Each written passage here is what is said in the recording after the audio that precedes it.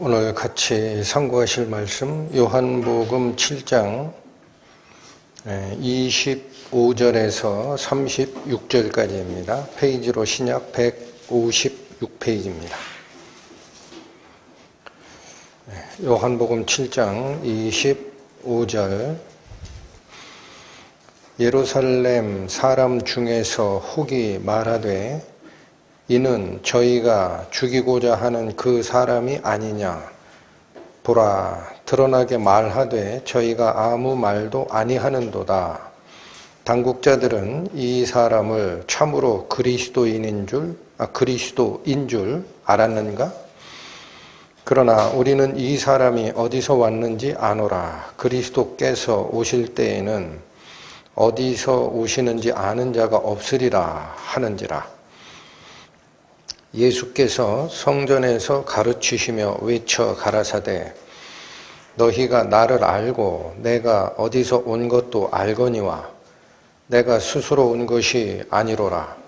나를 보내신 이는 참이시니 너희는 그를 알지 못하나 나는 아노니 이는 내가 그에게서 났고 그가 나를 보내셨음이니라 하신대 저희가 예수를 잡고자 하나 손을 대는 자가 없으니 이는 그의 때가 아직 이르지 아니하였음이로라. 무리 중에 많은 사람이 예수를 믿고 말하되 그리스도께서 오실지라도 그 행하실 표적이 이 사람의 행한 것보다 더 많으랴 하니 예수께 대하여 무리에 수군거리는 것이 바리새인들에게 들린지라. 대제사장들과 바리새인들이 그를 잡으려고 하속들을 보내니 예수께서 이르시되 내가 너희와 함께 조금 더 있다가 나를 보내신 이에게로 돌아가겠노라. 너희가 나를 찾아도 만나지 못할 터이요 나 있는 곳에 오지도 못하리라 하신대 이에 유대인들이 서로 묻되 이 사람이 어디로 가기에 우리가 저를 만나지 못하리요 헬라인 중에 흩어져 사는 자들에게로 가서 헬라인을 가르칠 터인가? 나를 찾아도 만나지 못할 터이요 나 있는 곳에 오지도 못하리라 한 이 말이 무슨 말이냐 하니라. 기도하시겠습니다.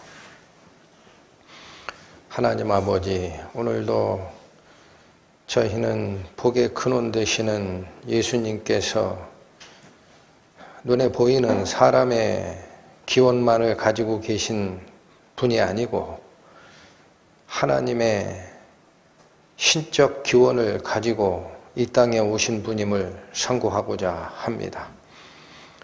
말씀을 듣는 모든 영혼들의 그 마음을 낮추셔서 전하고자 하시는 그 말씀 가슴으로 받고 자기 생각 바꾸고 하나님의 뜻을 쫓아가는 성도로 살아갈 수 있도록 저희에게 은혜를 더하여 주옵소서. 예수님의 이름으로 기도 올립니다. 아멘.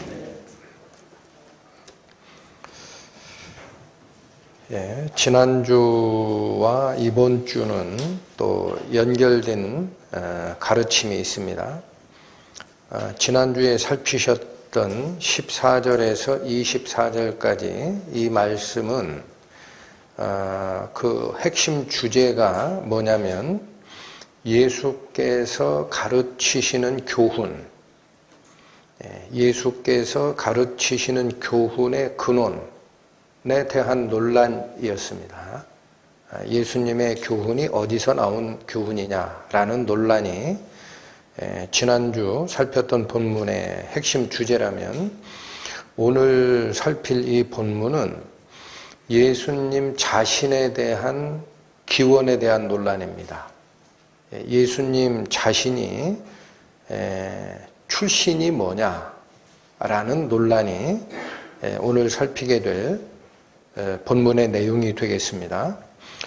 지난주 살피셨던 14절에 보시면 이미 명절의 중간이 되어 예수께서 성전에 올라가 가르치시니 이게 기화가 됐죠. 예수께서 성전에 가르치시는 상황이 됐더니 15절 유대인들이 기이히 여겨 가로되 이 사람은 배우지 아니하였거늘 어떻게 그를 아느냐 하니 요 15절이 무슨 뜻이라고 그랬죠?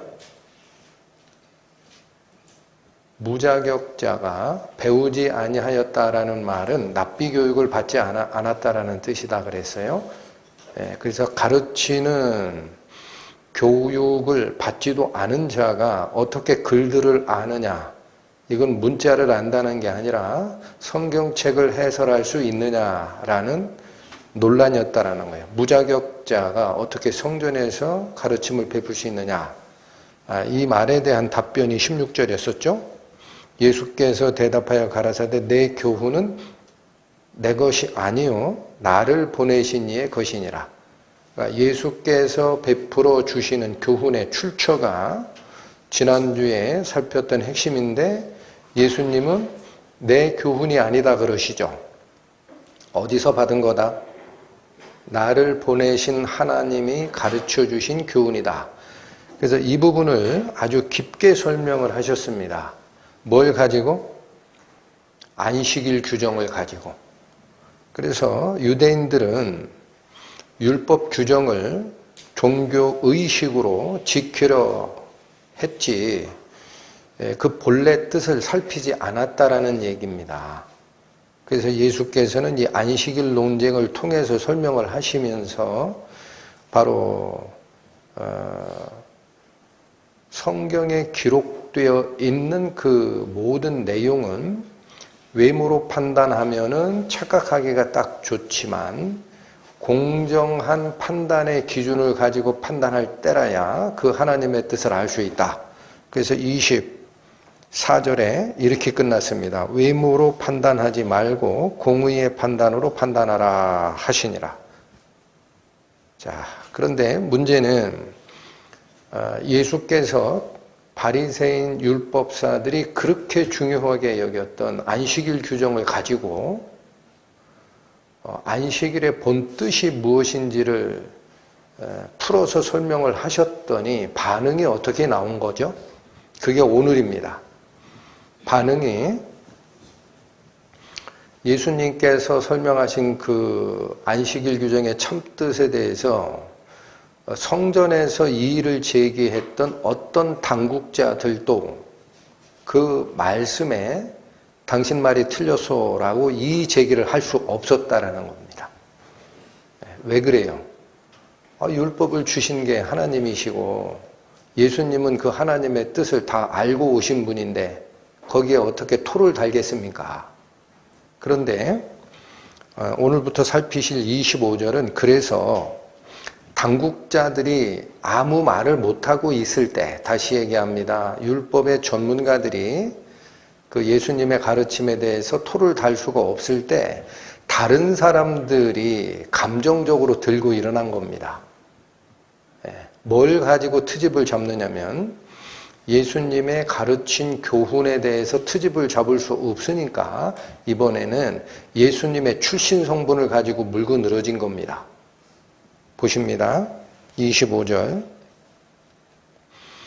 예루살렘 사람 중에서 혹이 말하되 이는 저희가 죽이고자 하는 그 사람이 아니냐.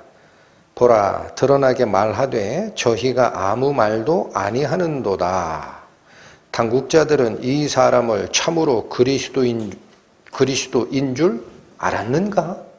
자, 여기 일단의 무리는 예수께서 가르쳐 주신 안식일 논쟁의 핵심 교훈에 대해서 이런 반구 반론을 못하는 당국자들이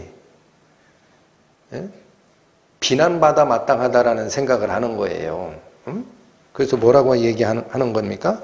당국자들이 한마디 말도 못하고 있는 저 모습을 보면서 그들이 답변을 못하는 그 상황이 예수님이 그리스도인 줄 지금 받아들이고 있는 거야? 라는 불만의 표시를 한 겁니다. 그럼 여러분 생각해 주시죠. 그 당국자들이라는 건 율법의 전문가들입니다. 근데 왜 한마디도 말을 못했을까요? 왜 못하긴요? 그게 성경의 본뜻임을 알아들은 겁니다. 안식일의 규정이 그 본뜻이 예수가 설명한 게 맞구나. 그러니까 답변을 못하고 있는 건데 일단의 이 무리들이 이 당국자들이 보이는 미온적인 태도 자체도 불만인 거예요. 아니, 이 사람들이 예수를 잡아 죽이려고 하던 사람들인데 지금 아무 말도 못하고 있네? 그러면 이 사람들이 예수를 그리스도로 인정하는 거야? 이해하셨죠? 그러면서 27절 보세요. 그러나, 자, 여기 역적 접속사가 사용이 됩니다. 당국자들이 어찌 됐든지 간에 그런 얘기예요. 그러나 우리는 이 사람이 어디서 왔는지 아노라. 당국자들은 예수께서 베푸시는 그 교훈에 혹시 동조하는지 잘 모르겠지만 우리는 절대 아니다라는 거예요. 그러나 우리는 이 사람이 어디서 왔는지 아노라. 뭘 지금 거명하고 있는 겁니까, 이게? 예수의 출신 성분을 알고 있다라는 거예요. 어디서 왔다라는 게 출신이에요, 출신. 맞죠? 사람이 어디서 났냐? 그걸 한자로 출신. 영어로 얘기하면 Where are you from? 너 출신 성분이 뭐냐 할 때, 그래서 이 출신을 우리가 알고 있다 하면서 그리스도께서 오실 때에는 어디서 오시는지 아는 자가 없으리라. 무슨 뜻이에요? 지금 이 앞에 설파를 하고 있는 예수처럼 그런 출신 성분을 가지고 오는 게 메시아가 아니다라고 성경이 기록되어 있다라고 얘기를 하는 거예요. 그러니까 보십시오. 그러면 우리는 이 사람이 어디서 왔는지 아노라라는 이 예수의 출신 성분을 안다 라고 했던 이들은 예수님의 혈족적 족보를 거명한 겁니다. 이 사람 나사렛 목수 출신이라는 거예요. 여러분, 똑같이 그런 반응을 보인 적이 있습니다. 예수님 고향 사람들이. 마가복음 6장 가보시죠. 마가복음 6장 신약 61페이지입니다. 마가복음 6장 3절 보시면 이 사람이 마리아의 아들 목수가 아니냐, 야고보와 요셉과 유다와 시몬의 형제가 아니냐, 그 누이들이 우리와 함께 여기 있지 아니하냐 하고 예수를 배척한지라. 여러분, 지금 마가복음 6장 3절은 예수께서 고향 회당에서 가르치셨을 때 고향 사람들이 그 가르침에 놀랬지만 그러나 예수의 출신 성분을 거명하면서 에이 무슨 이런 사람이 메시아야 하고 딱 배척했다라는 기록입니다. 뭘 들이대고 있죠? 예수가 목수의 아들이라는 거예요. 요셉의 아들이고 어머니는 마리아고 또 그의 형제가 야고보, 요셉, 유다와 시몬. 그래서 여기 예수의 육신의 동생 야고보와 유다가 여기 나옵니다. 이게 야고보서와 유다서를 기록한 예수님의 육신의 동생들이에요. 남자 형제 넷을 거명하고 뿐만 아니라 누구도 있다? 누이 동생. 그러니까 남자 형제 넷과 여자 형제도 마리아에 의해서 태어난 가족들입니다. 그러니까 성경을 제대로 안 읽기 때문에 예수께서 마리아가 예수 한 분만 낳으시고 평생 처녀로 살았다. 그 성모 마리아, 자꾸 성모 마리아를 우상화시키는 거예요. 어디 그래요? 고향 사람들이 이렇게 얘기하시죠.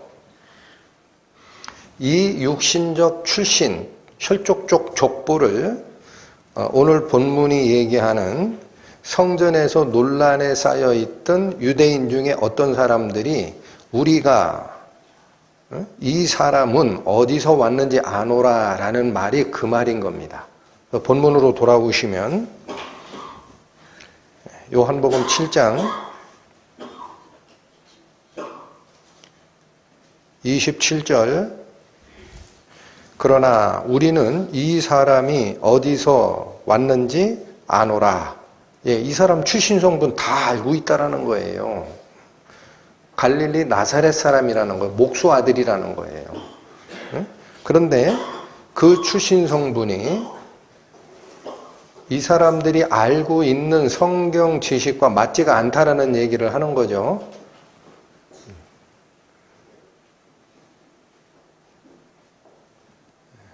소음이 나도 집중하십시오. 27절 그러나 우리는 이 사람이 어디서 왔는지 아노라 출신 성분을 안다. 그리스도께서 오실 때에는 어디서 오시는지 아는 자가 없어야 맞다라는 거예요. 그럼 그 뒤에 말씀이 무슨 말이죠?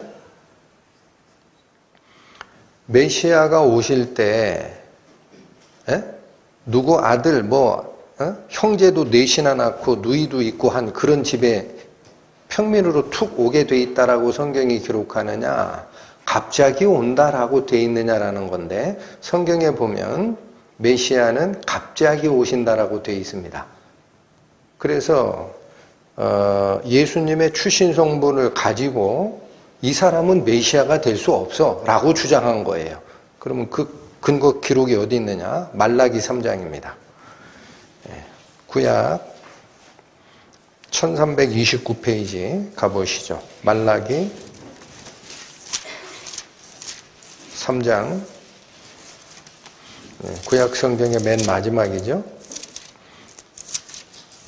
1329페이지 말라기 3장 1절 보시죠.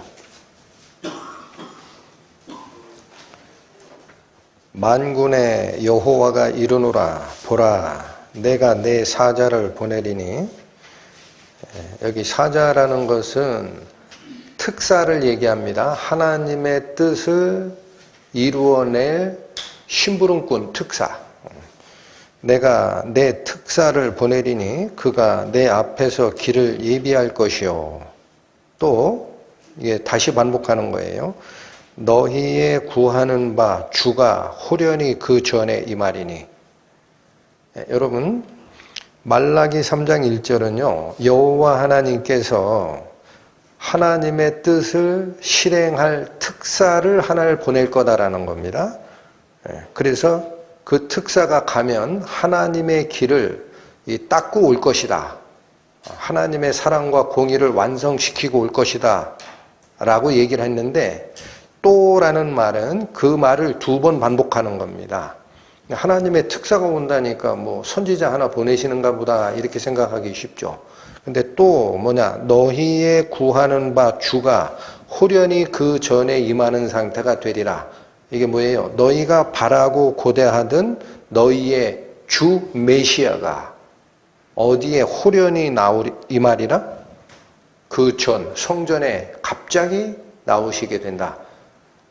그러면 뭐라 그래요? 곧 너희의 사모하는 바 언약의 사자가 임할 것이라. 이건 다시 확인한 거예요. 언약의 사자라는 게 무슨 말이에요? 구약에 약속했던 약속을 맺고 약속을 이행시킬 나의 특사가 오는 것이다 라는 거예요. 이게 메시아입니다. 근데 여기 보면 너희의 구하는 주가 호련히 그 전에 이 말이니 라고 되어 있죠. 그러니까 갑자기 온다라는 거예요.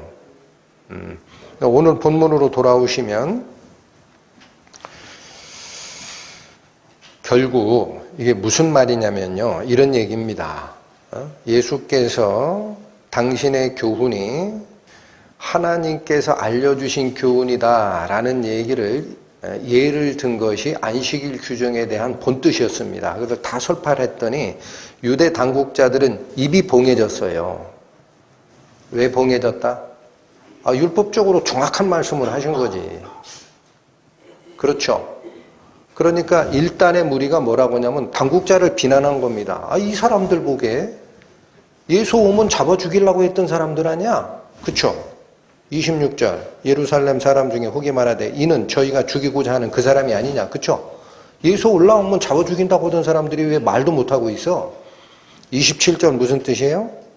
26절 보라 드러나게 말하되 저희가 아무 말도 아니하는도다. 예수께서 그렇게 쫙 설파하는데도 당국자들은 한마디도 반박을 못하고 있네. 그러면 이 사람들이 예수를 그리스도로 받아들이는 거야 지금? 그 얘기를 한 거예요.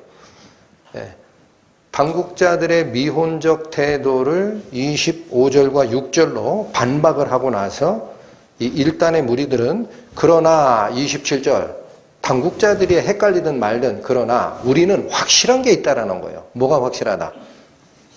예수의 출신, 이 사람이 어디서 왔는지 우리 출신 다 안다 이거예요. 목소 아들이다. 그런데 성경에 보면 주 메시아가 그렇게 오게 돼 있다. 갑자기 당신의 성전에 임하게 돼 있다. 네, 그러니까 이 사람이 어떻게 메시아냐? 출신 성분이 달라. 헷갈릴 필요 하나도 없어. 그렇게 얘기를 한 겁니다. 아시겠죠? 자, 그러면 요 1단의 무리들이 또 한 번 자기의 함정에 빠진 겁니다. 여러분 요한복음 읽으실 때는 항상 두 가지를 꼭 기억하셔야 돼요. 사람의 눈에 사람의 보이는 것을 가지고 판단하는 게 있고 영적인 눈을 보고 바라보는 게 있습니다.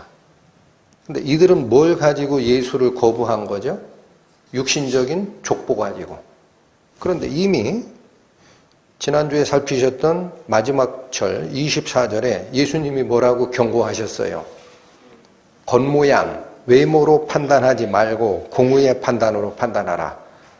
이들도 똑같은 오류를 범하는 겁니다. 예수님의 출신을 뭘 보고 판단한 거죠? 겉모양. 이거 목수 아들이야. 나사렛 사람이야. 예루살렘 사람도 아니야. 저 촌구석에서 온 목수야. 자, 예수님께서 28절에 이제 반응을 보이십니다. 예수께서 성전에서 가르치시며 외쳐 가라사대. 자, 여러분 14절도 이미 명절의 중간이 되어 예수께서 성전에 올라가 가르치시니 그랬어요. 근데 오늘 28절도 예수께서 성전에서 가르치시니, 이 말은 무슨 뜻인가 하면 예수께서 교훈을 베푸시기를 지속하시는 모습입니다. 이런저런 반대가 있다고 해서 당신의 교훈을 중간에 스탑하지 않으셨다라는 뜻이에요. 계속 가르치세요. 근데 뒤에 나오는 말씀이 외쳐 가라사대라고 합니다. 여러분 여기서 외치다라는 이 단어는 공식적인 선언을 하다라는 뜻입니다. 공식적 선언에 들어갑니다. 이게 요한복음에서 4번이 나옵니다. 요 외치다라는 단어가.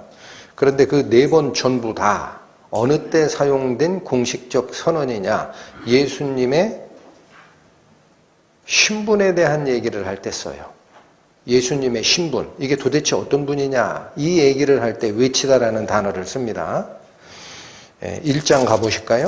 요한복음 1장.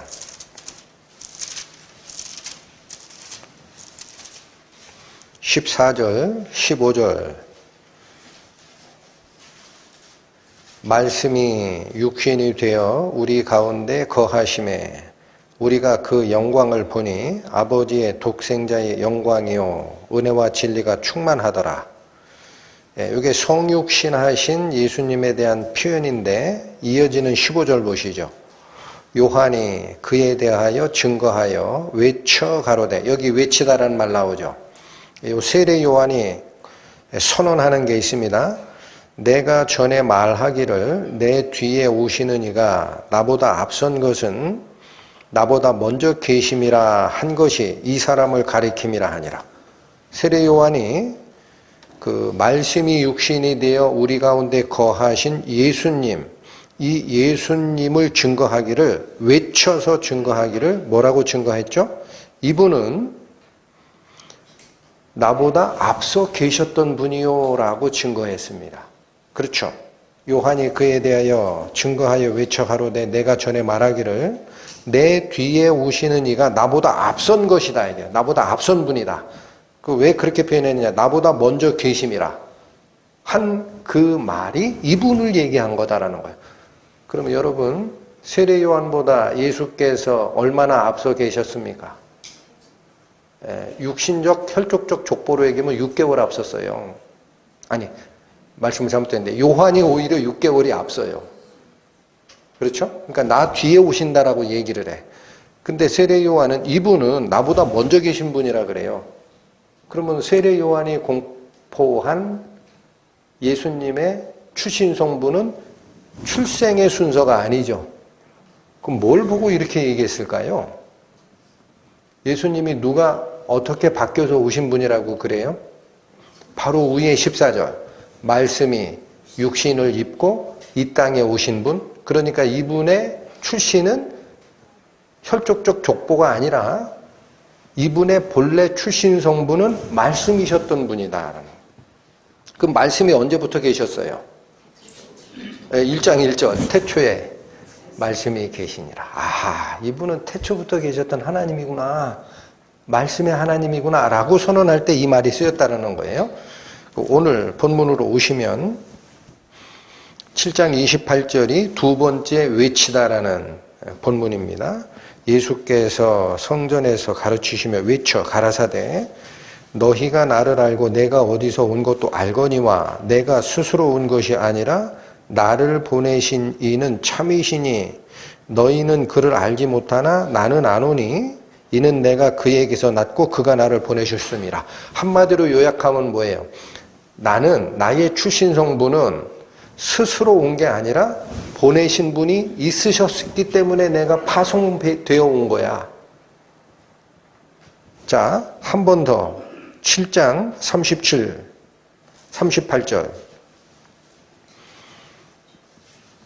다음 주에 살피실 구절입니다만 37절 명절 끝날 곧 큰 날에 이게 초막절의 끝날을 얘기합니다. 예수께서 서서 외쳐 가라사대 여기 또 나오죠. 누구든지 목마르거든 내게로 와서 마시라. 나를 믿는 자는 성경의 이름과 같이 그 배에서 생수의 강이 흘러나리라. 예수님을 뭐라고 선언해요? 생수의 강이 되시는 분이라는 거예요. 생수의 강. 이게 무슨 생수의 강을 얘기하죠?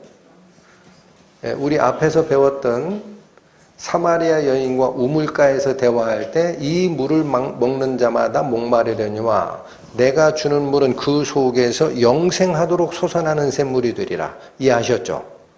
예수님을 선언할 때 생수의 강이 되시는 분이다 라고 자기가 선언을 하십니다. 한번 외쳐 가라사대가 또 나옵니다. 12장 가시죠. 요한복음 12장 44절 보시죠. 예수께서 외쳐 가라사대 나를 믿는 자는 나를 믿는 것이 아니요 나를 보내신 이를 믿는 것이며 나를 보는 자는 나를 보내신 이를 보는 것이니라. 예.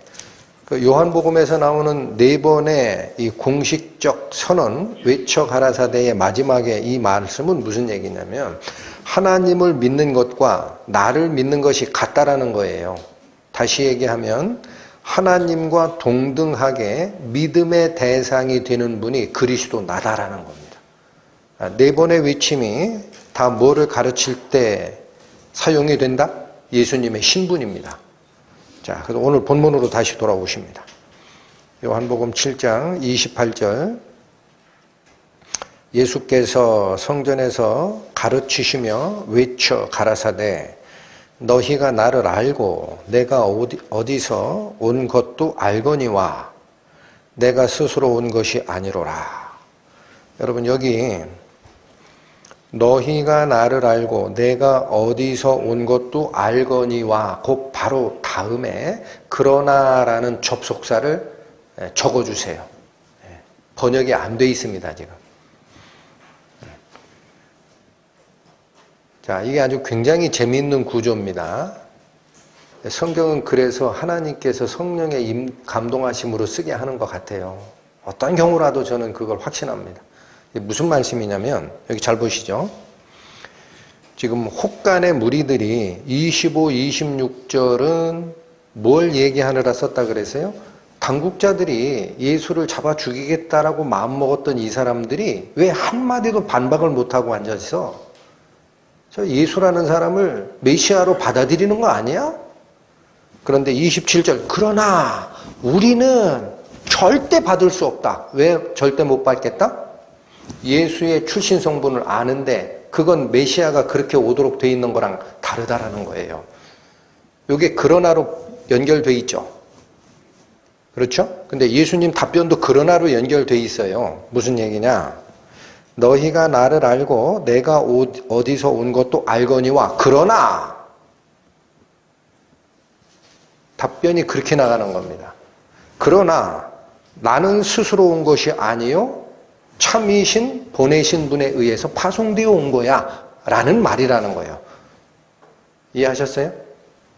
그럼 이게 뭐에 대한 반박이냐면요. 여러분 다시 보세요. 25, 26절에서 당국자들이 왜 아무 말을 못했습니까? 예수께서 안식일 규례가 그게 아니야 라고 얘기하셨은 그 뒤에 당국자들은 아무 반박을 못했었어요? 그렇죠? 왜 못했어요?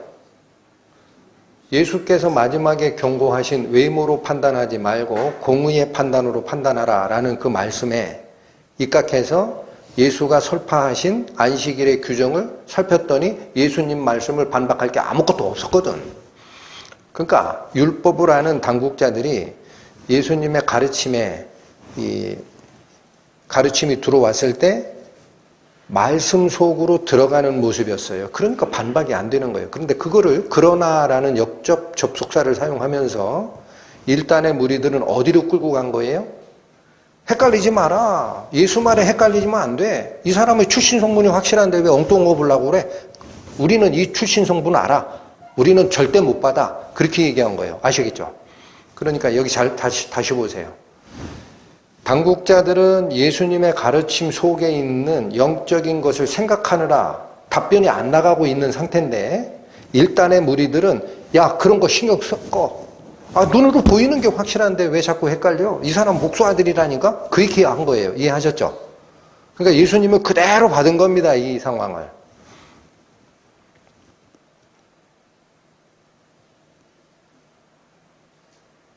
잘 집중해서 들으세요. 뭐라고 받은 거냐? 너희가 나를 알고 내가 어디서 온 것도 알거니와 라는 말을 하죠. 이게 뭐를 받은 거예요? 27절 받은 거예요. 우리는 이 사람이 어디서 왔는지 아노라. 그걸 받은 거라고. 그러니까 무슨 말을 하는 거죠? 예수님은. 네가 내 육신적 족보를 안다라고 얘기하잖아. 그러나 라는 거예요. 반대로 끌고 가세요. 어디로 끌고 간 거예요? 내 육신적 족보에 눈 돌리지 마라. 나를 보내신 분이 있고 나를 보내신 분은 참되신 하나님이시고 그러므로 나의 기원은 나의 신적 기원은 하나님에서 출발하는 거야. 대칭 구조가 보이십니까? 그러니까 그러나가 빠지니까 이게 이해가 안 되는 거예요. 예수님이 무슨 답변을 했는지가.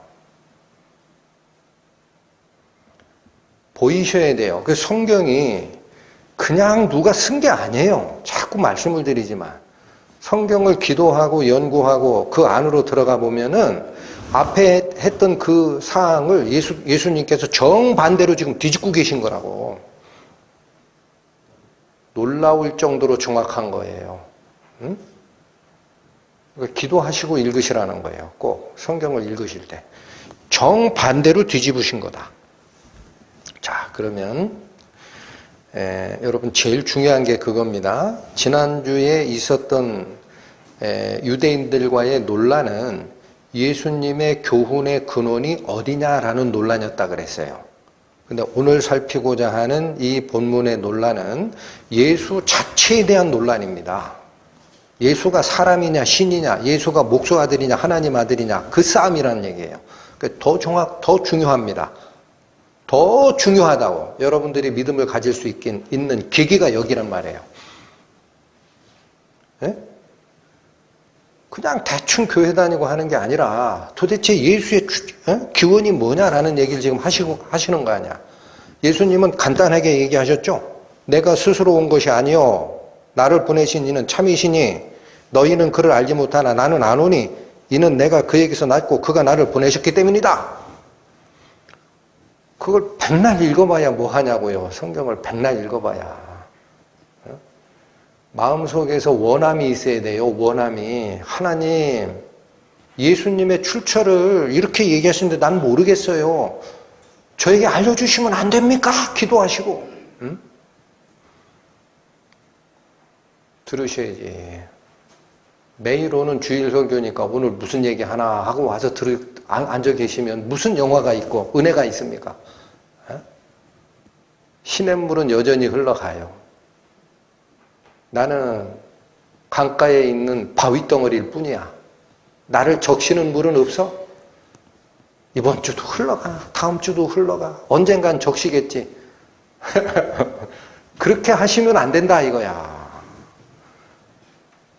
기도를 하셔야 돼. 하나님, 저는 이 물을 적시지 못하는 강가의 이 바위덩어리입니다. 제가 갈 수 없으니 하나님 저를 불쌍히 여기셔서 물속에 청봉 집어넣어 주시면 안 되겠습니까? 제가 그 생명의 말씀을 먹고 싶나이다. 기도를 하셔야지. 안타까워요, 그게. 저만 혼자서 그냥 안타까워서 절절 매는지 모르겠어. 매주.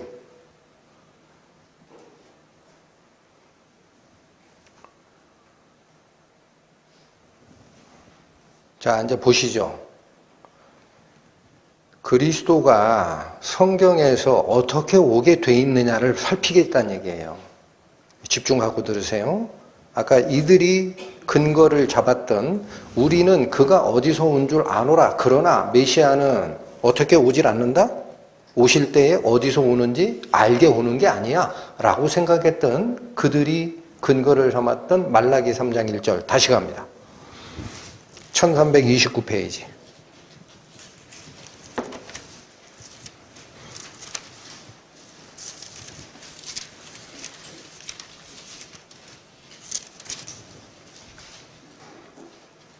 말라기 3장 1절.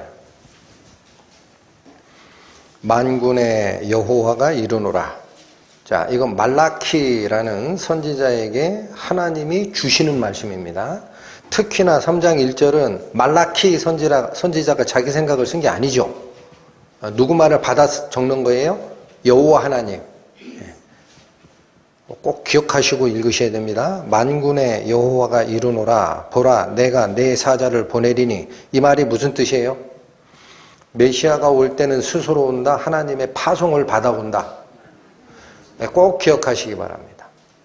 메시아 구세주가 올 때는요, 그냥 툭 나서가지고 성경 몇 줄 알고 환상 보고 병 고치는 은사 한두 번 하고 나서 내가 재림 예수요라고 하는 그 가짜들 싹 쓸어버리십시오. 메시아는 어떻게 오는 거예요? 하나님의 파송이 없이 오는 게 아니에요. 아시겠죠? 속지 마세요. 이단에. 별 허접한 이단들이 많이 나와요 지금. 특히나 목사라는 허물을 쓰고 말이야. 그들의 말에 왜 현혹이 되냐 이거예요. 메시아는 어떻게 오신다? 하나님의 파송으로 오신다. 아시겠죠? 최종적인 역할은 1절 마지막에 있습니다. 곧 너희의 사모하는 바 언약의 사자가 임할 것이라. 그 메시아가 오셔서 하는 일은요, 기적 베풀고 이걸로 끝내는 게 아니에요. 에? 환상 보고 그런 일 하러 오시는 게 아니에요. 메시아는 뭐 때문에 오신다? 하나님이 구약에서 약속했던 약속을 성취하는 파송자로 오는 거예요. 그 분이 메시아일 뿐입니다. 그게 오늘 본문이 얘기하는 나는 스스로 온 것이 아니라 라는 뜻입니다. 그럼 예수님은 누구의 파송을 받아서 오셔야 돼요? 여호와 하나님의 파송이 근거가 돼야 된다라는 거예요.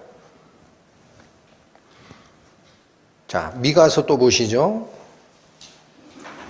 1295페이지. 구약성경 미가서 5장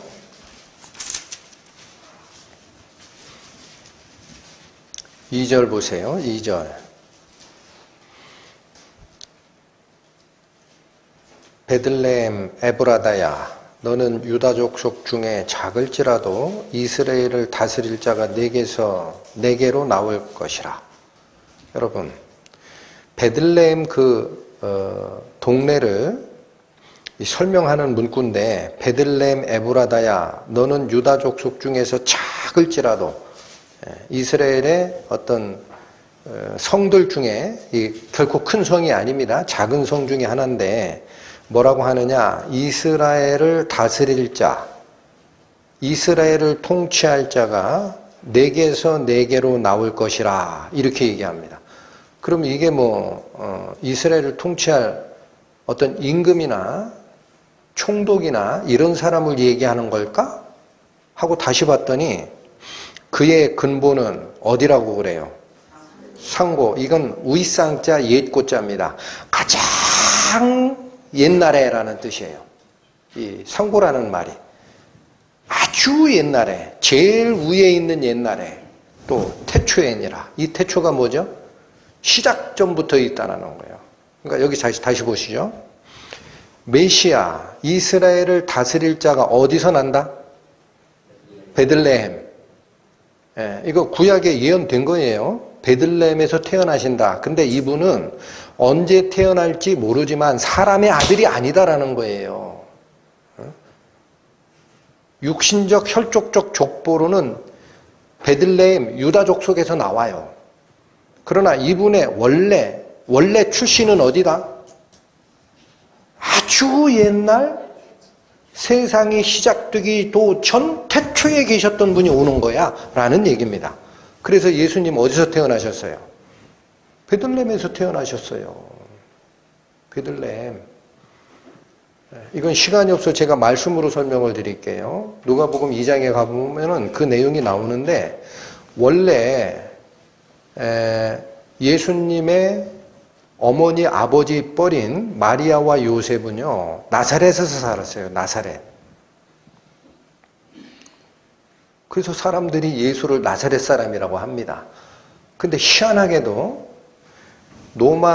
어떤 황제가 인구조사의 필요성 때문에 호적하라고 해요. 자기 통치국가에 있는 모든 사람의 인구를 조사하고 싶은 거예요. 그래야 세금, 인두세가 있거든요. 사람 하나당 얼마씩. 이거 누락될까봐 로마 제국의 전 영역에 있는 속국들에게 다 인구조사 명령이 나갔는데 이 인구조사 명령이 나간 통에 만삭이 된 마리아가 자기 남편 요셉하고 같이 본적지로 갑니다. 본적지. 그 본적지가 어디 있느냐? 이 사람들이 유다지파거든요. 예? 유다지파 특히 다윗의 고향 베들레헴에 그게 본적지거든. 그 호적하러 거기 간 거예요. 거기 갔다가 남의 집 하숙 치는 집에 사람 잘 데도 없으니까 말구유 거기 잠깐 빌려서 있다 거기서 출산을 하신 거야. 하나님의 역사입니다. 여러분. 나사렛에서 사는 사람이 어떻게 베들레헴에 와서 출생하게 돼요? 하나님이 역사를 끌고 가신다고. 예? 성경의 예언이 한 톨도 어기지 않고 다 이루어지는 거예요. 그런데 그렇게 태어난 이 메시아가 혈족적으로는 베들레헴에서 나지만 그의 근본은 어디서부터 시작된다? 아주 옛날 시작도 되기 전 태초부터다. 그럼 이런 근원을 가진 분이 또 어디서 설명을 하느냐? 잠언 8장 갑니다. 구약성경 918페이지입니다. 잠언 8장 22절 23절 보시죠. 여호와께서 그 조화의 시작. 여러분 여기 조화라는 거는요. 만들 조자 화할 화자입니다. 그래서 뭐냐면 뭐를 변화시켜서 만드는 작업이라는 뜻이에요. 한자로 조화라는 것은 그러니까 뭘 만들었는지 잘 모르니까 다시 설명하는 거예요. 곧 조화의 시작이라는 게 뭐냐? 곧 태초에 일하시기 전에. 그게 무슨 말씀? 여호와 하나님께서 태초에 하나님이 천지를 창조하시니라 라고 기록한 창세기 1장 1절 세상을 만드는 그 작업을 하시기 전에라는 뜻이에요. 에? 조화의 시작, 곧 태초에 일하시기 전에 나를 가지셨다라고 합니다. 하나님과 같이 계신 분이 누구라는 거예요? 여기 나라는 존재입니다. 이 나가 누구예요? 지혜라고 불리워지는 메시아입니다. 잠언 8장이 메시아를 얘기하는 거예요. 다시 읽으세요. 여호와께서 그 조화의 시작 곧 태초에 일하시기 전에 나를 가지셨으며 만세 전부터 상고부터 자, 여러분 여기 태초와 상고라는 단어가 다 나오죠. 상고부터 땅이 생기기 전부터 내가 세움을 입었나니. 바로 이분이에요. 미가서가 얘기하는 베들레헴 에브라다야, 너는 유다 족속 중에 가장 작은 고을일지라도 이스라엘을 다스릴 자가 너에게서 나오리니 그의 근원은 상고의 태초이니라. 이분. 잠언 8장이 얘기하는 지혜의 존재, 요한복음 1장이 얘기하는 로고스, 법칙, 지혜의 존재, 그 말씀의 하나님이 태초부터 계셨던 이분이구나. 그런데 이분이 어떤 일을 하느냐. 30절 가세요. 내가 그 곁에 있어서, 여기 나라는 것은 지혜입니다. 하나님이 세상을 창조하기 전부터 하나님 옆에 같이 계셨던 지혜라는 존재가 나예요. 내가 그 곁에 있어서, 그는 누구? 여호와 하나님 곁에 있어서 뭐가 됐다 그래요? 창조자가 되어. 그러니까 여기 보십시오. 창세기 1장 1절에 태초에 하나님이 천지를 창조하시니라 라고 선언하는데, 그 창조 작업에 누가 같이 참여하셨다? 지혜라는 존재. 이분이 같이 참여했다라는 거예요. 아시겠죠? 그 이분이 누구예요? 네, 요한복음 1장 1절. 요한복음 1장 1절. 142페이지.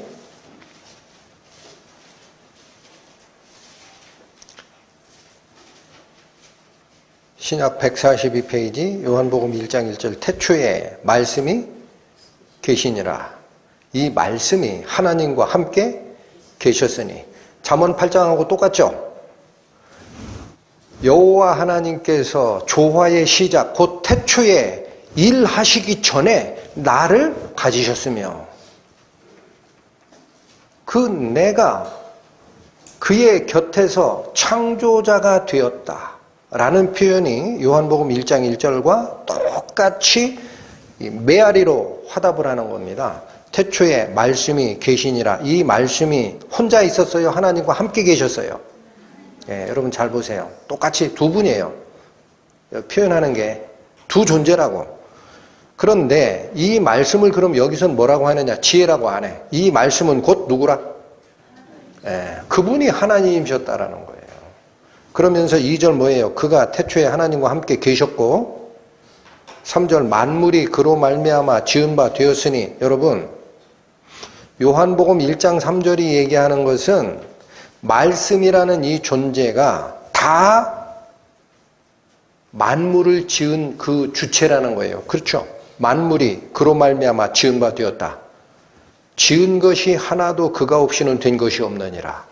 그러니까 이 말씀이라는 이 존재가 태초부터 하나님과 같이 창조 작업에 참여하셨고, 모든 만드는 만물은 이 말씀이라는 하나님의 존재가 개입되지 않고는 만들어진 게 한 개도 없다라는 거예요. 그러면 여러분, 세상을 하나님이 만드셨어요? 말씀이 만드셨어요? 세상을 여호와 하나님이 만드셨어요? 지혜가 만드셨어요? 누가 만드신 거예요? 누가 만드셨어요? 예? 자, 여기 굉장히 중요한 것을 여러분이 봉착해야 돼요. 그냥 막 지나가지 말고. 여호와 하나님이 만드셨어요? 여기 말씀의 하나님이 만드셨어요? 잠언으로 얘기할까요? 여호와 하나님이 만드셨어요? 지혜라는 분이 만드셨어요?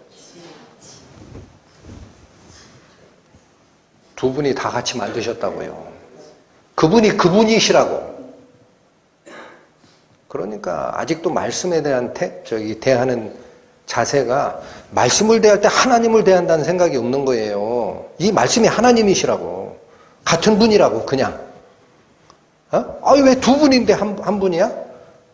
그러니까 성부 하나님, 성자 하나님, 성령 하나님이 위는 세 자리, 위격이지만 일체, 본래는 하나라고 하잖아요. 그 예수님께서 제자들에게 하는 말이 그거 아니에요. 제자 중에 하나가, 예수님, 아버지 좀 보여주시면 안 되겠습니까? 예수님이 뭐라 그래요? 나를 본 자는 아버지를 보았거늘 어찌하여 아버지를 보이라 하느냐? 네가 아직도 이걸 모르느냐?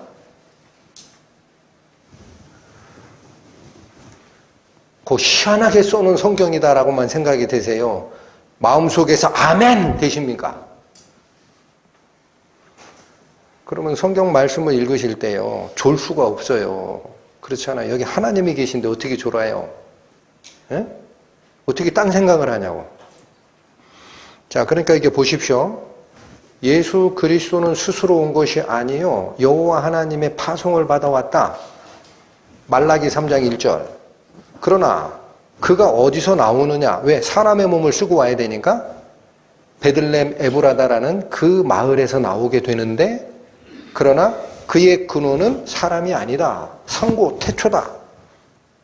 잠언에 가니까 상고 태초에 하나님께서 일하시기 전에 나를 가지셨고 나는 곧 창조자가 돼서 같이 일했다라고 되어 있어요. 같이 일했다. 요한복음 1장에 오니까 이분이 누구다? 말씀의 하나님이다. 그래서 여러분 요한복음 1장 14절 가시면 이 말씀이 육신이 되어 우리 가운데 거하시는 상태가 됐다. 그게 누구다? 예수 그리스도다. 우리는 지금 이 완성된 신약 성경을 통해서 메시아의 근원이 어디고 스스로 오는 게 아니라 성부 하나님의 파송을 받아와야 된다는 사실, 언약을 완성시킬 특사로 오신다는 사실 다 알게 됩니다만 이 당시에는 그거 몰랐어요. 여기 대화에 참여하는 그들은 몰랐다고. 에? 어떻게 알겠어요? 구약 성경밖에 없는데. 네, 여러분 본문으로 다시 돌아가십니다.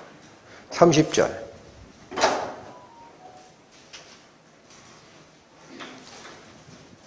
저희가 예수를 잡고자 하나.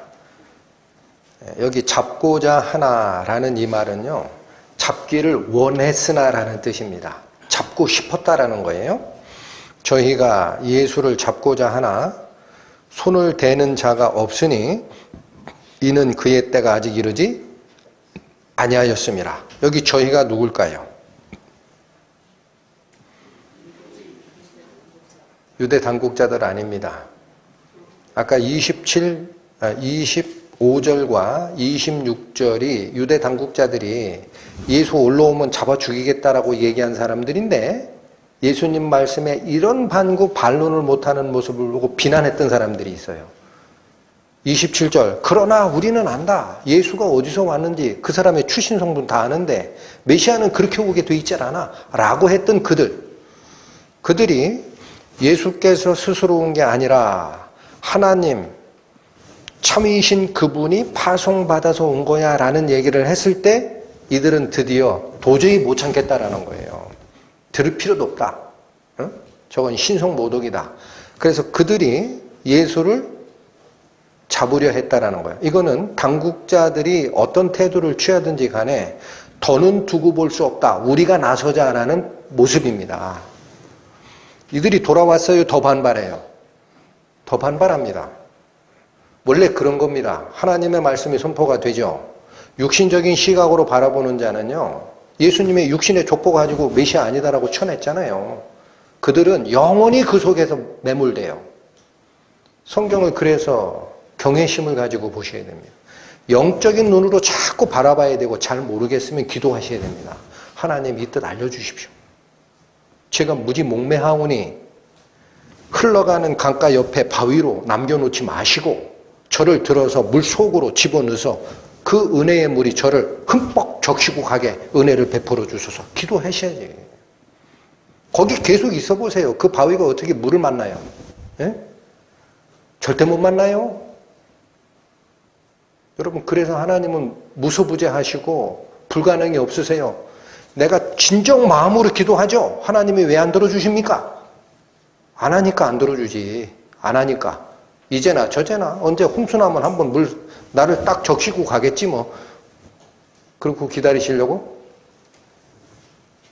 자, 여기 30절. 그들은 반발한 겁니다. 다시. 당국자들의 미온적 태도에 불만했던 이들은 드디어 더는 두고 볼 수 없다. 우리가 나서자라고 했는데 실제로는 손을 대요? 못 대요? 실행은 못 해요. 왜 그래요? 이는 이게 이유입니다. 이는 왜 손을 못 댔느냐. 그렇게 분기탱천한 자들이 직접 잡으러 가면 되지. 그까짓 거. 예수 하나 체포하는 거 뭐가 힘들다고. 그러나 이는 왜 못 댔느냐. 그의 때가 아직 이르지 아니하였습니다. 여러분, 사람으로 오신 예수님이었어요, 당시에. 그러나 그분은 혈족적으로는 사람입니다. 그러나 영적으로는 기원이 어디서 출발하신 분? 하나님이에요. 능력이 없으셨을 것 같아요?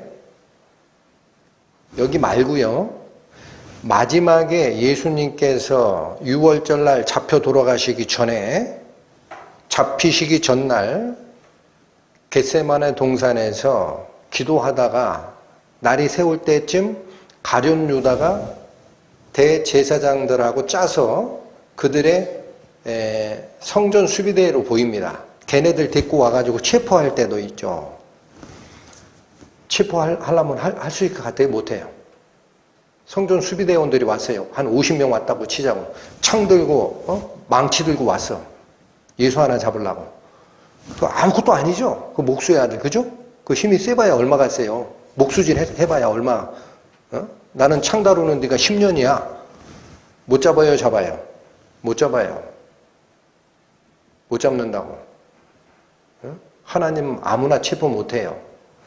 보세요. 18장, 요한복음 18장 가세요.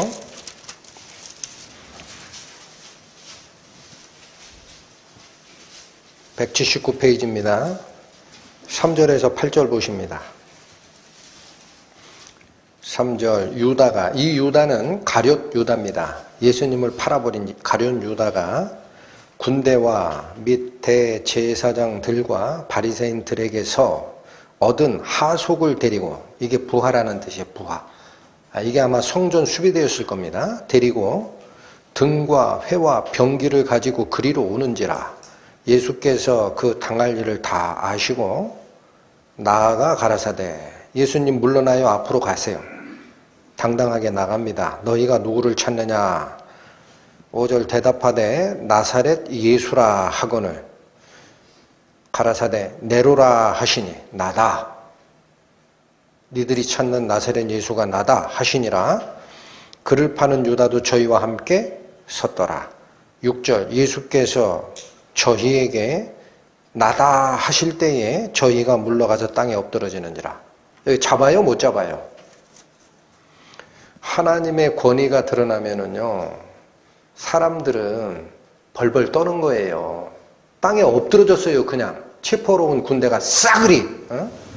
어디 하나님, 감히 하나님 예수 그리스도를 잡아냅니까? 여러분 반드시 기억하세요. 예수님은 하나님이시라고. 못 잡아내요. 언제 잡아가요? 예수님이 허락하셔야 돼. 이어지기를 6절부터 다시 읽을까요? 예수께서 저희에게 내로라 하실 때에 저희가 물러가서 땅에 엎드러지는지라. 7절, 이에 다시 누구를 찾느냐 하고 물으신데 저희가 말하되 나사렛 예수라 하거늘. 8절, 예수께서 대답하시되 너희에게 내로라 하였으니 나를 찾거든 이 사람들의 가는 것을 용납하라. 어떻게 해라? 나는 체포해 가고 나와 같이 있는 이 11제자 이들은 보내줘라 이거예요. 응? 그래서 그대로 됩니다. 9절, 이는 아버지께서 내게 주신 자 중에서 하나도 잃지 아니하였나이다 하신 말씀을 응하게 하려고 예수님이 조건부 허락을 내리는 겁니다. 나는 잡아가도 된다. 얘네들은 보내라. 여러분, 그게 하나님의 권위입니다. 오늘 본문으로 돌아오세요. 저희가 아무리 분기탱천하고 더는 두고 볼 수 없다, 우리가 잡자라고 결의를 했다 하더라도 예수님께서 하나님이시기 때문에 당신의 죽음을 허락하기 전에는 아무도 손을 못 댑니다.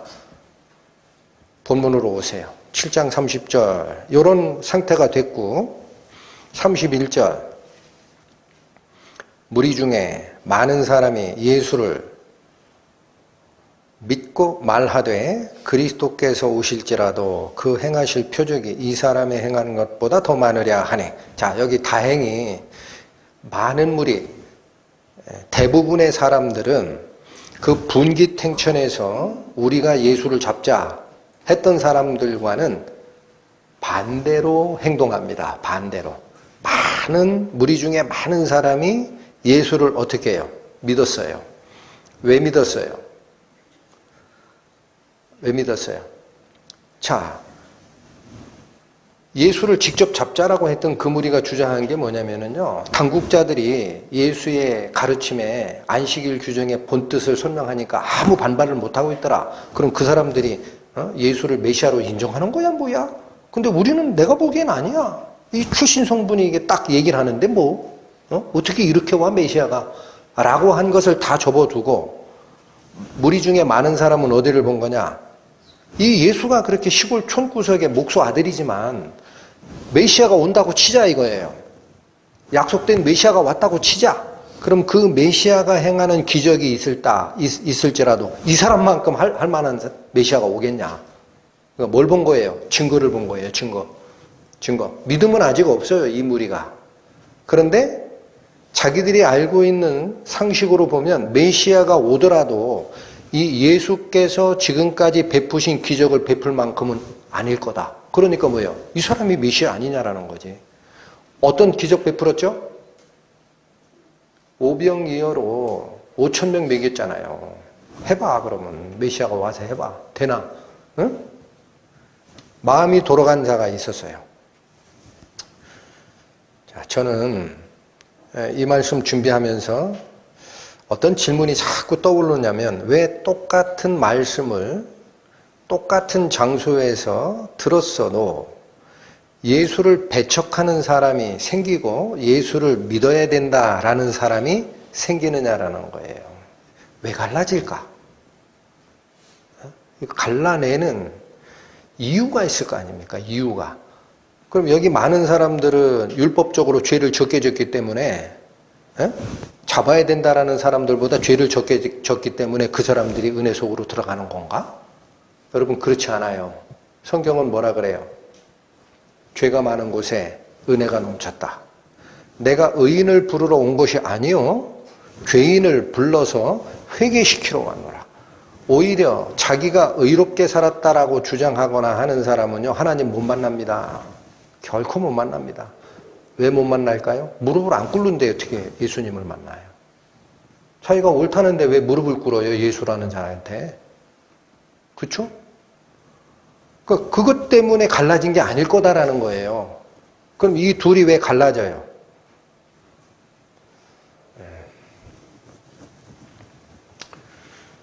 하나님의 은혜가 아직 내게 안 됐고 찾고 있는 분들은 오늘 말씀 잘 들으십시오.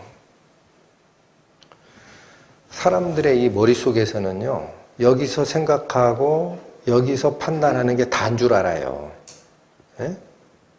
제 얘기를 잘 들으십시오. 하나님의 그 복음을 내가 받아들이느냐 못 받아들이느냐는 내 머릿속에서 일어나는 게 아니에요. 그러니까 모르는 거예요. 죽었다 깨도. 저 목사님 무슨 말씀하려고 저러시나? 하나님의 복음을 받아들이느냐 마느냐는요. 내가 서 있는 이 지구상에 서 있는 내 입장에서 나랑 하나님의 관계로 보여요. 그렇죠? 아니 그러면 그거 말고 또 있다는 얘기입니까?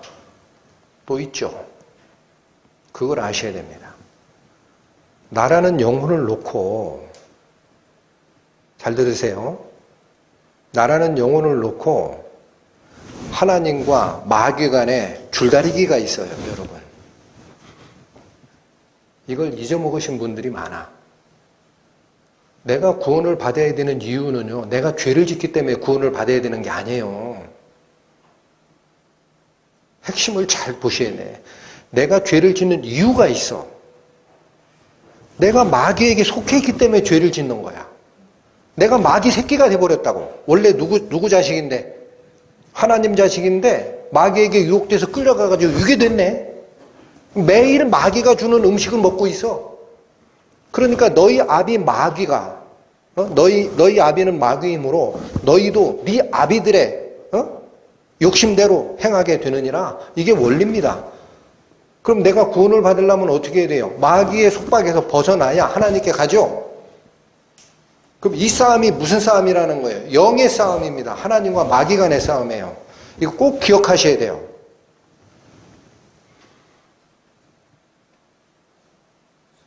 그러면 다시 생각하세요. 말씀을 들어요. 하나님 은혜가 좋구나. 하나님의 자녀로 거듭났으면 싶은데 이게 아직은 잘 모르겠지만 어쨌든 하나님 저한테 이 은혜를 주십시오 하고 매일 예배에도 나오시고 성경 공부에도 나오시고 교제도 하고 하셔. 그런데 내가 생각하는 것으로 이 문제가 풀어지는 게 아닙니다. 하나님과 마귀 간의 문제가 해결이 돼야 돼요. 마귀가 뭘 하는데요, 지금? 마귀는 소유권을 주장해요. 구원받지 않은 사람 영혼이죠. 그거 내 거라는 거예요. 내 거야. 못 뺏어가.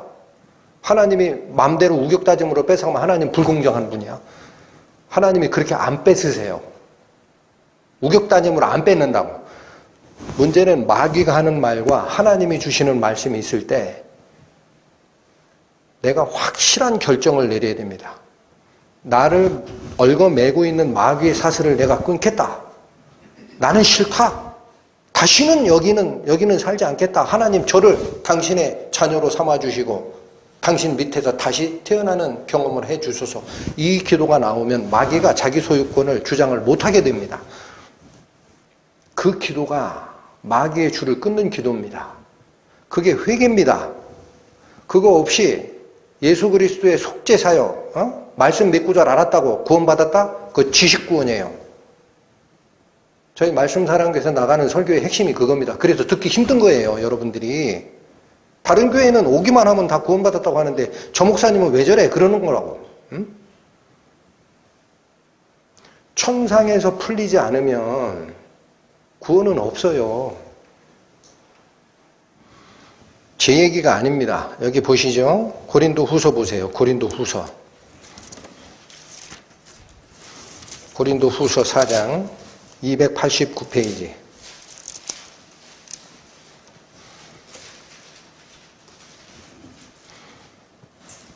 (3절에서) (4절) 봅니다.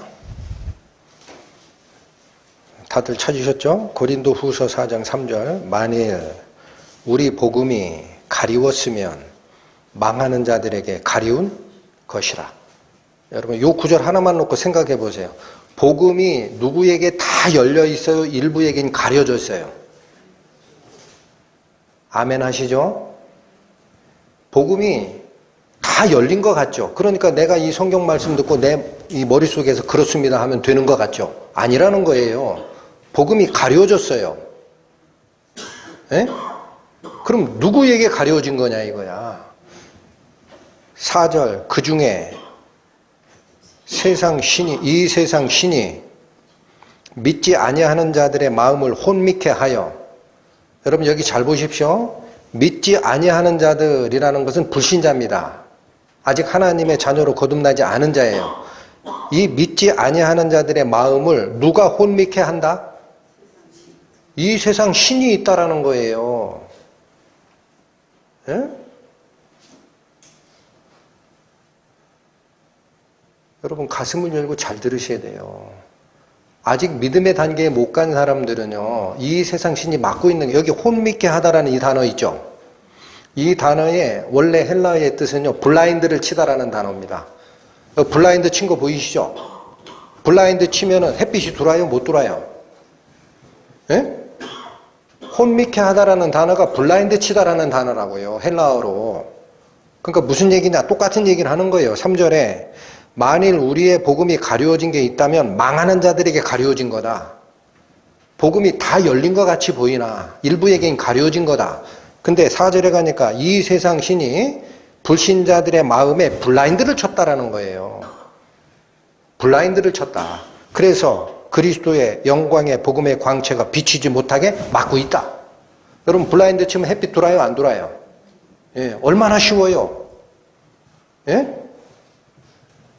그러니까 이게 뭐예요? 한 사람의 영혼의 구원을 놓고 이 세상 신, 세상의 유혹,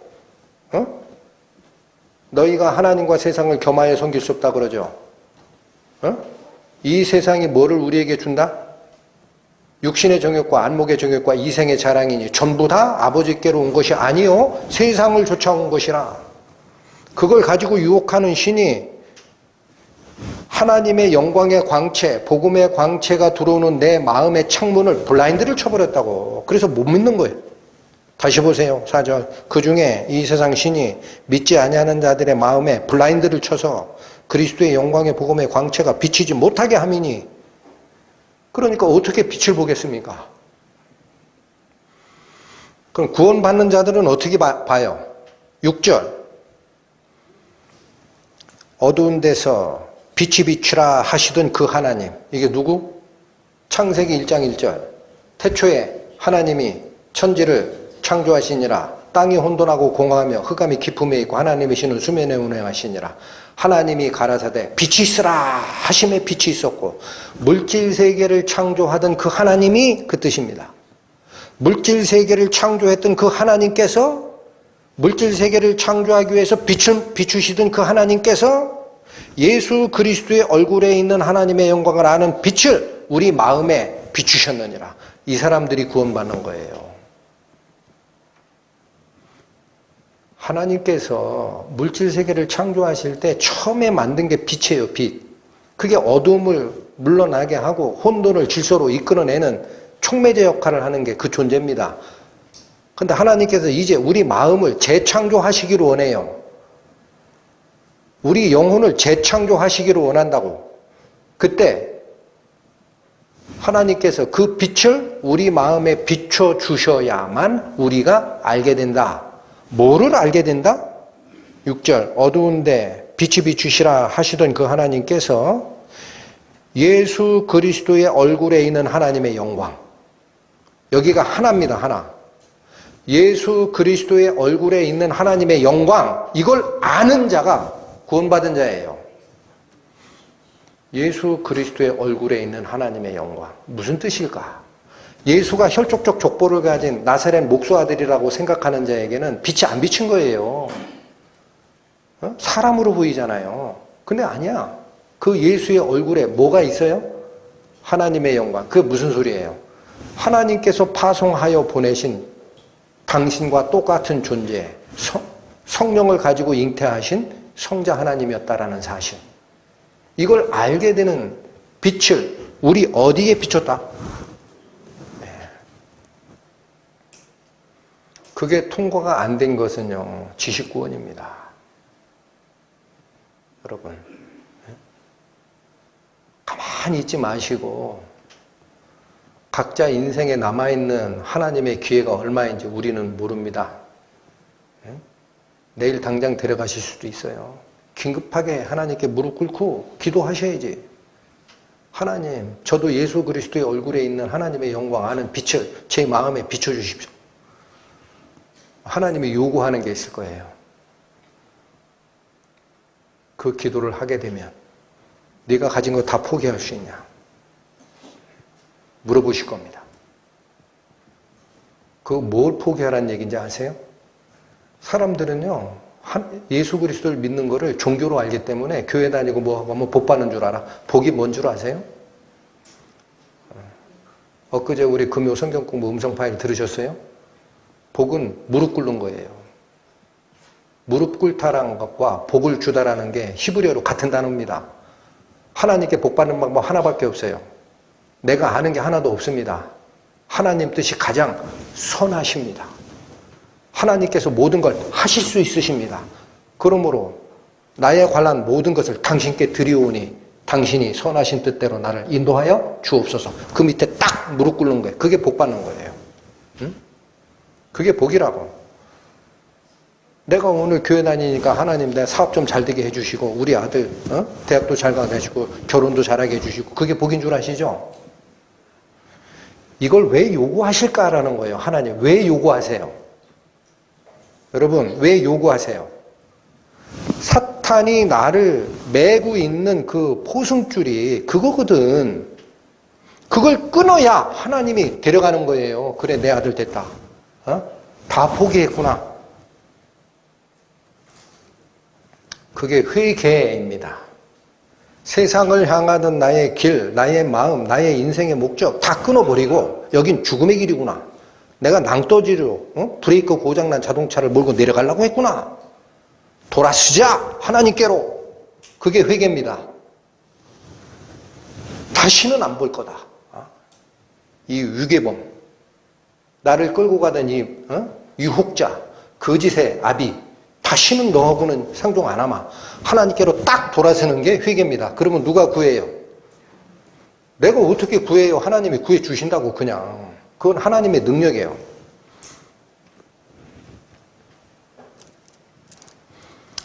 여러분 본문으로 다시 돌아가세요. 이 사실이 너무나 중요한데 근데 여러분 바로 그 예수 그리스도의 얼굴에 있는 하나님의 영광을 아는 빛을 우리 마음에 비춰주시기를 원하시는데 어떤 사람은 비춰주고 어떤 사람은 안 비춰주고 하는 게 아니고 그 본문 제가 잘 설명드렸어요. 이 세상 신이 아직 불신 단계에 있는 사람의 마음의 창에 블라인드를 쳐놨다라는 거예요. 이걸 걷어 올려야 뭐예요? 빛이 들어와요. 그렇죠? 그 결정은 누가 해야 돼요? 본인이 해야 됩니다. 그 왜 자꾸 빛으로 나오라 라고 얘기하는데 안 가냐? 에? 이유가 있습니다. 요한복음 3장 가세요. 요한복음 3장 19절 146페이지입니다. 요한복음 3장 19절 그 정죄는 이것이니 곧 빛이 세상에 왔으되 누구 얘기하시는지 알죠? 요한복음 1장에 얘기했던 그 안에 생명이 있었으니 이 생명은 사람들의 빛이라. 빛이 세상에 오셨으되 어둠이 이기지 못하더라 하던 그 예수 그리스도를 얘기하는 겁니다. 정죄는 이것이니 곧 빛이 세상에 왔으되 사람이 자기 행위가 악함으로 빛보다 어두움을 더 사랑하는 것이라. 이게 인간의 선택입니다. 하나님께서 보장하신 자유의지입니다. 빛이 왔다라는 사실을 알아요. 그런데 빛보다 뭐를 더 사랑해요? 어두운 세상이 좋다라는 거예요. 그러면 어쩔 수 없어요. 그걸로 꿰고 있거든. 이 세상 신이 포승줄로 이거 내 거야, 내 자식이야. 하나님이라도 못 뺏어가. 하나님이 이 사람 만들 때 자유의지 주셨잖아. 그러고 지금 그거 취소하면 돼? 이렇게 따지는 거예요, 사탄이. 하나님 그렇게는 안 뺏어가요. 절대로. 너희가 선택하라는 거예요, 너희가. 자, 20절 보세요. 악을 행하는 자마다 빛을 미워하여 빛으로 오지 아니하나니. 여러분, 요한복음 3장 19, 20절에서는 구원을 받아야 하는 사람 중심으로 설명되어 있는 문구예요. 빛이 존재해요. 비치고 있어요. 지금도. 그런데 내가 빛 안으로 들어가기를 싫어해. 조금 전에 봤던 고린도후서의 표현대로면 하나님의 빛이 비치고 있어. 근데 내 마음의 창문에 블라인드를 쳐놓으면 빛이 들어오겠냐? 그 블라인드의 핵심이 누구다? 이 세상 신이 나를 끌고 가는 유혹이다. 그거 포기하기 전에는 하나님 발견 못한다. 그 얘기를 하신 겁니다. 본문으로 다시 돌아가십니다. 요한복음 7장 32절 보시죠. 예수께 대하여 무리에 수군거리는 것이 바리새인들에게 들린지라. 여러분, 이 무리가 수군거리다라는 뜻은요, 30절처럼 예수를 잡아 체포해야 되겠다라고 나서는 사람뿐만 아니라 31절처럼 무리 중에 대다수가 예수를 믿고 의지하는 상태가 됐다라는 이 소식입니다. 이거를 누가 들었어요? 바리새인들이 들었어요. 그런데 바리새인들이 직접 체포할 권한은 없습니다. 왜 그렇습니까?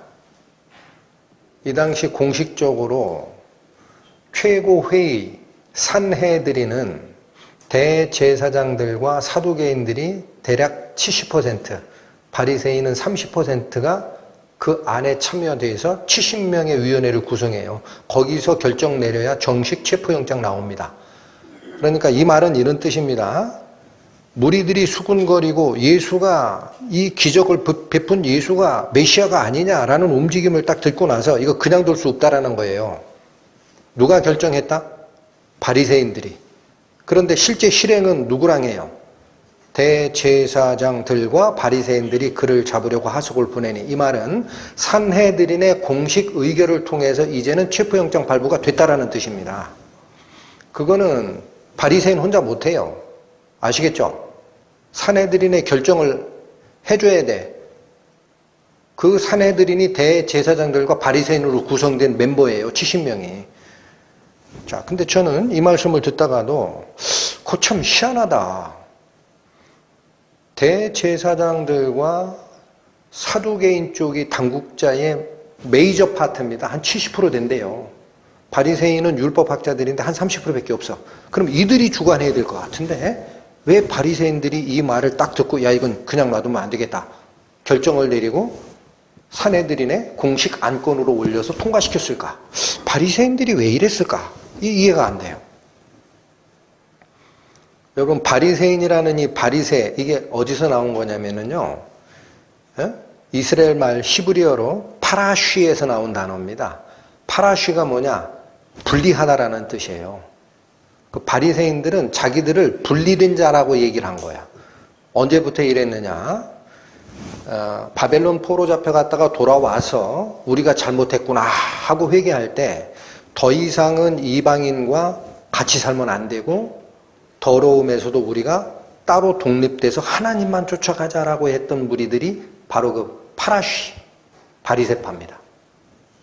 그러니까 이들이 한마디로 이거예요. 이들은 세상에 섞이지 말자. 또 세상의 더러움에도 섞이지 말자. 하나님의 성경을 연구하고 실천하자라고 주장했던 게 바리새인의 그 파가 생성되는 원래 취지입니다. 아시겠죠? 그래서 우리는 세상 사람과 분리하자라는 뜻이에요. 근데 그들이 성경을 연구하고 뜻을 살폈다면 예수님께서 반포하신 이 말을 받아들여야 맞잖아요. 근데 오히려 바리새인들이 체포하러 갔어. 이게 무슨 말일까? 타락했습니다. 이 당시 바리새인이 어떻게 타락했나를 보여드립니다. 누가복음 16장. 누가복음 16장 가시죠. 신약 122페이지.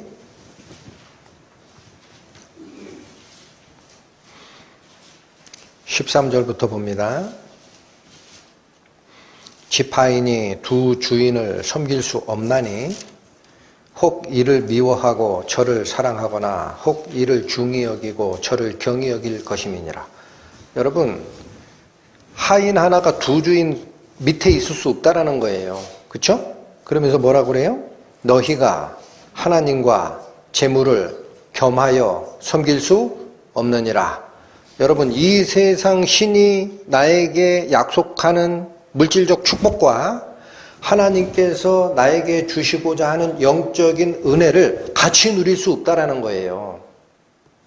그러시면서 뭐라 그래요? 이렇게 딱 말씀을 하셨더니 14절, 바리새인들은 돈을 좋아하는 자라. 여기 희한한 말씀 나오죠? 바리새인들은 성경을 좋아하는 자라. 이게 정상이죠. 그런데 세상의 더러움과 혼합에서 자기를 분리시키겠다라고 했던 그 바리새인들이 뭐를 좋아하게 됐어요? 이거 완전히 타락한 거죠. 바리새인들은 돈을 좋아하는 자라. 이 모든 것을 듣고 어떻게 해요? 비웃어요. 회개하는 게 아니라 하나님도 좋지만 재물도 섬겨야 돼. 저 예수라는 자 저 뭘 잘 모르는구만. 비웃었다라는 거예요. 15절, 예수께서 이르시되 너희는 사람 앞에서 스스로 옳다 하는 자이나. 그렇습니다. 이스라엘 백성 중에서요, 바리새인 그러면요, 성경에 굉장히 열심하고 그 말씀대로 살아가려는 우리가 본받아야 될 우리 민족 지도자, 이렇게 얘기를 했거든, 백성들이.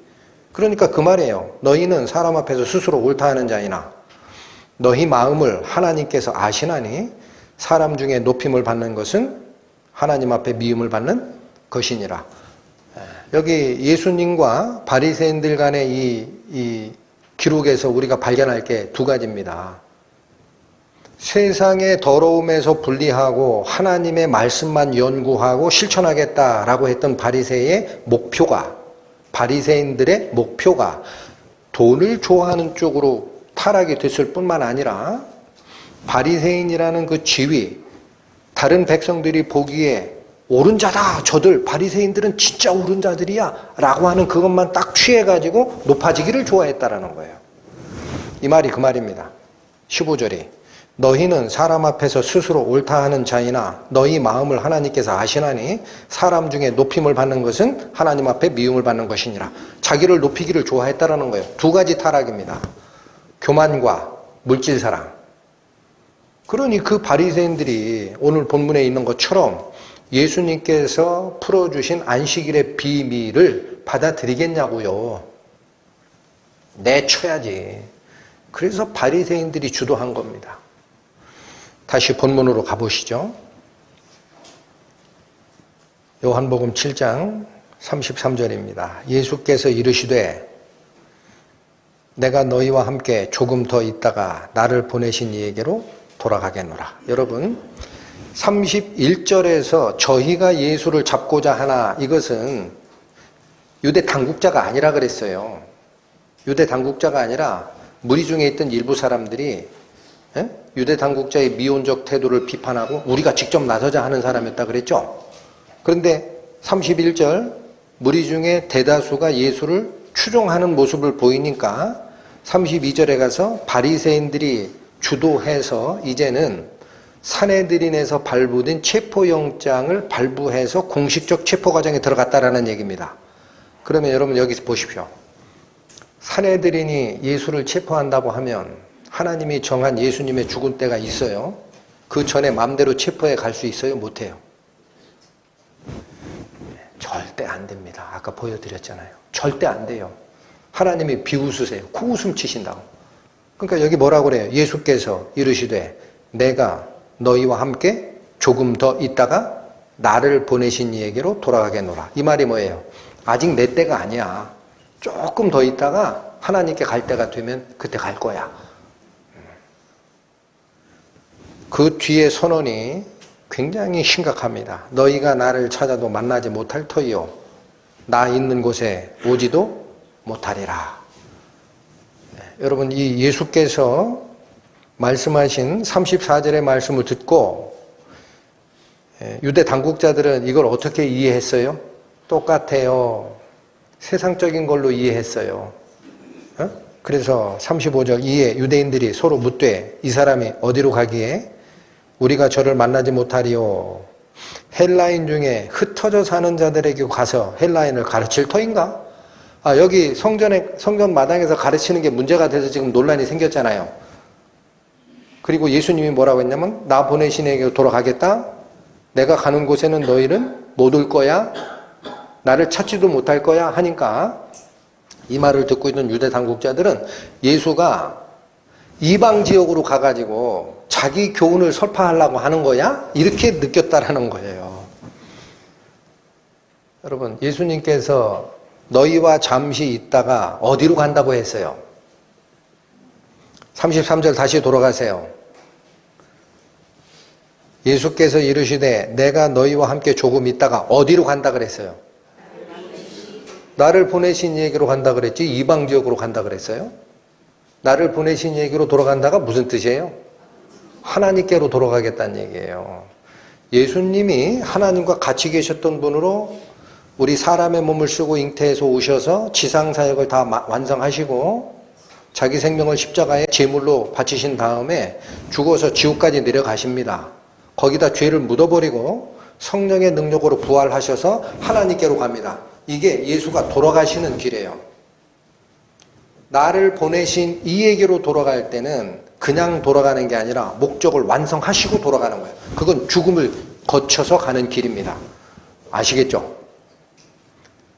그런데 나를 보내신 이에게로 돌아가겠노라 이거를 나를 보내신 이가 하나님이라고 인정해요? 안 해요? 이 사람들 안 하죠. 예수 출처 뭐라 그랬어요? 나사렛 목수 아들이라고 하잖아. 그러니까 나를 보내신 이에게로 돌아가겠노라. 이 말을 어떻게 이해했느냐면 얘가 저기 어디 딴 데로 가가지고 로마나 뭐 저기 마케도니아나 이런 데 가가지고 자기 교훈 설파하려고 그러나 이렇게 느꼈다라는 거예요. 그러면서 정말 중요한 거를 이해를 못했어요. 36절. 나를 찾아도 만나지 못할 터이요 나 있는 곳에 오지도 못하리라 한 이 말이 무슨 말이냐? 이게 무슨 말이에요? 17장 가세요. 17장. 요한복음 17장 178페이지입니다. 11절 보세요. 요한복음 17장 11절. 나는 세상에 더 있지 아니하오나. 자, 예수께서 세상에 계속 계신다. 세상을 떠날 거다. 떠날 거다. 저희는 세상에 있사옵고 요 말을 다시 반복한 겁니다. 나는 아버지께로 가옵나니. 그렇죠.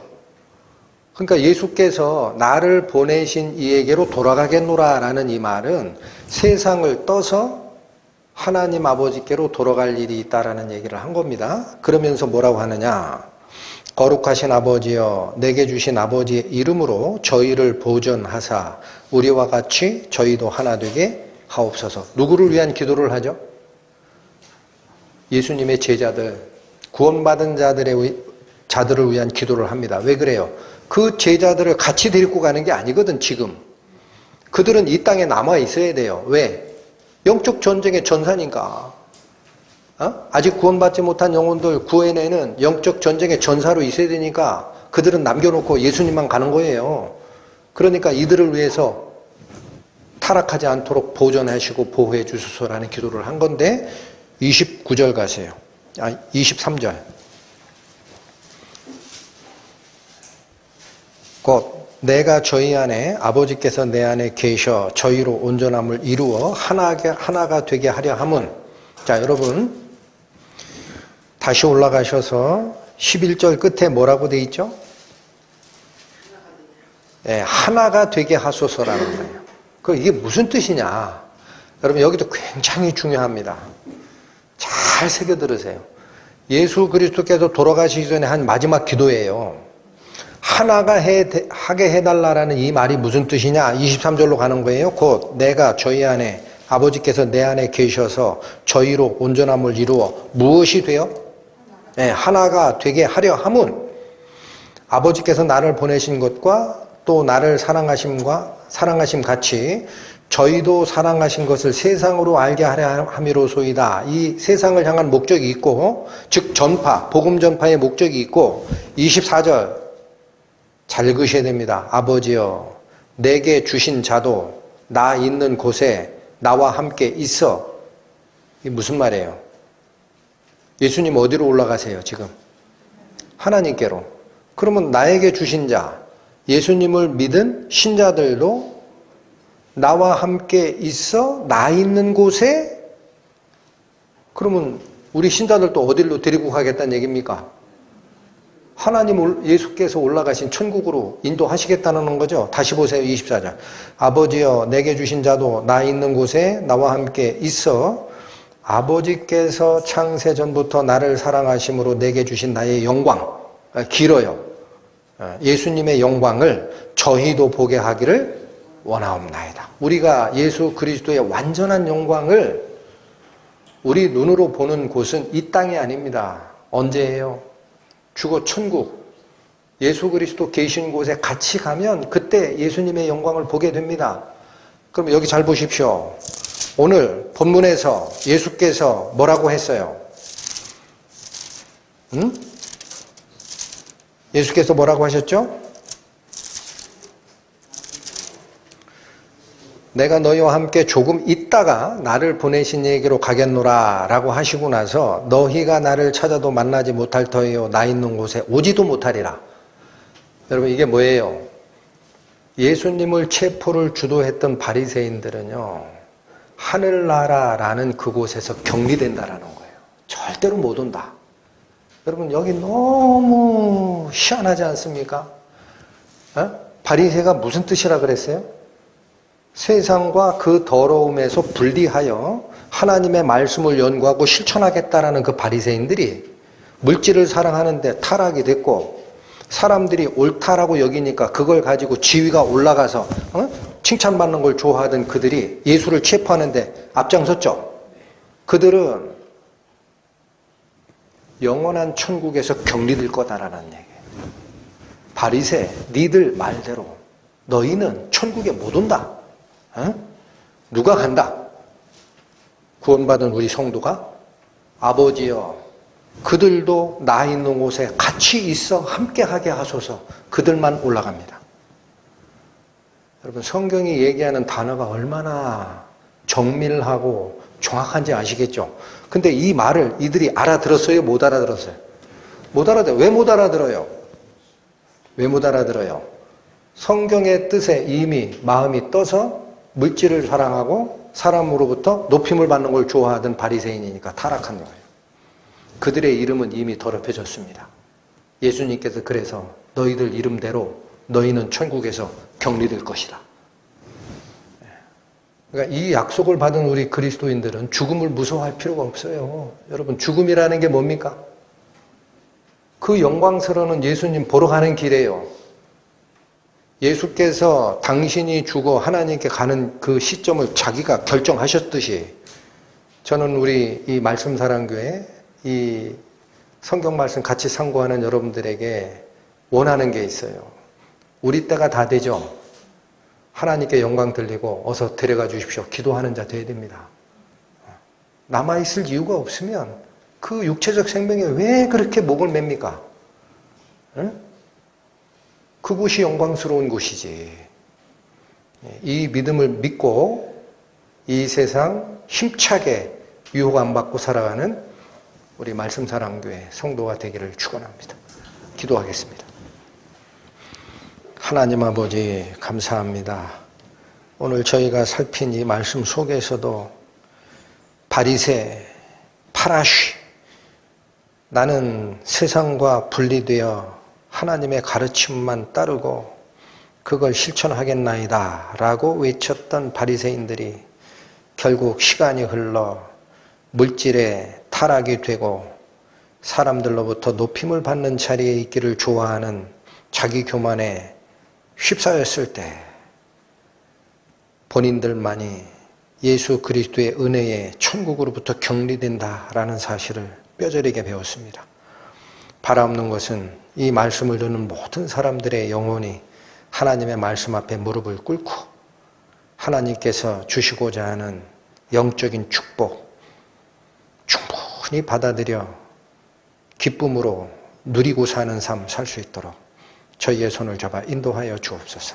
예수님의 이름으로 기도 올립니다. 아멘.